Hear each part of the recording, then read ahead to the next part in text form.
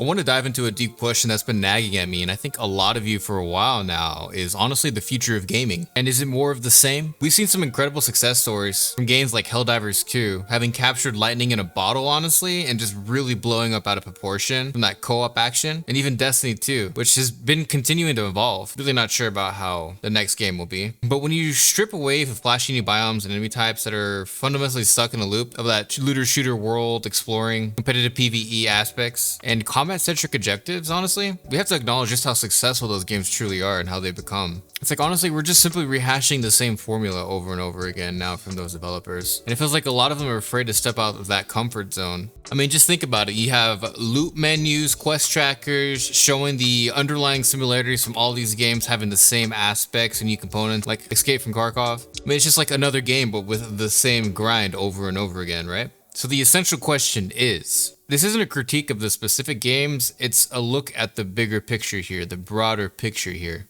With technology and game development, I feel like we've ultimately peaked at a point of no return. Or are we just missing massive opportunities here? Maybe we have like shooters and games in general that go beyond these massive opportunities, like Player Expedition 33 and even Baldur's Gate with limitless opportunities. I played over 200 hours of Baldur's Gate, and each time I do a new character and a new build, I get a completely different experience every time, because each character is unique and has different opportunities to engage and talk and handle situations throughout the entire game, and it makes the experience that replayability. It builds this sandbox that's truly incredible, that's truly unique. Think about Bungie's olden days when they made the Halo Combat Evolved engine, and still to this day, 20 plus years later, you're seeing videos of somebody melee hit a Banshee, fly across the map, and melee assassinate a brute or an elite from a crazy speed, distance, height, etc. It's just wild to see that the amount of love and passion that was put into these video games back in the day, and how they still hold up to this very day. Modern 2026 gaming, you still see crazy clips. Feels like a lot of these games forgot about the true sandbox aspect of the video game. When you design a game with an amazing sandbox engine, it has so many different potential outcomes, the game becomes super great, super fun, replayability spikes throughout the roof, making it a great game. So if these endless loot cycles continue in a direction that nobody can really answer to, and I think you're getting for the next few years just looter shooter games with the same formula, I feel like people are going to really grow tired of this extraction based shooter, just like the battle royale aspect. I think the only really good battle royale game that holds up to this day is going to be PUBG. But even then, I mean, 100,000+ players playing, 200,000+ players playing the game is quite incredible. I mean, we're talking about games where collaboration is the essential for non-linear story progression, right? But not just that, multiplayer as well. It naturally just leads to just gameplay that becomes more repetitive ultimately in the long run. And I know that these gaming developers, these companies can do much better. Maybe the future is going to be these indie game developers with small teams of 30 or less developers working on a game, producing something that they're more passionate about than these AAA developers who are multi-million-dollar collaborations fueled by stakeholders and investors rather than the actual game players themselves. It feels like once big money gets involved in the gaming industry, the game ultimately falls because the passion is just not there. Instead of a gaming company, they turn into a corporate conglomeration which rules over their every decision from a board meeting rather than actual developers who are passionate. These developers sign NDAs, so you can't really get their word for it, otherwise they're out of the job. They can't find a job anywhere else. They become isolated. They become jobless. In a sense, purely speculation, but it really feels like these developers are at mercy of the corporate machine. So ultimately, you should really just be demanding more from these developers, voicing out more. This isn't just a developer problem, and I want to encourage both sides to establish developers, indie studios, to take bold risks with these emerging mechanics and different opportunities, and really think back how the older games were as great as they were today, and what makes their replayability so epic. Honestly, true innovation isn't just about crafting new mechanics or even bigger worlds. It's about fostering a sense of genuine shared accomplishments, love, and passion for their creation.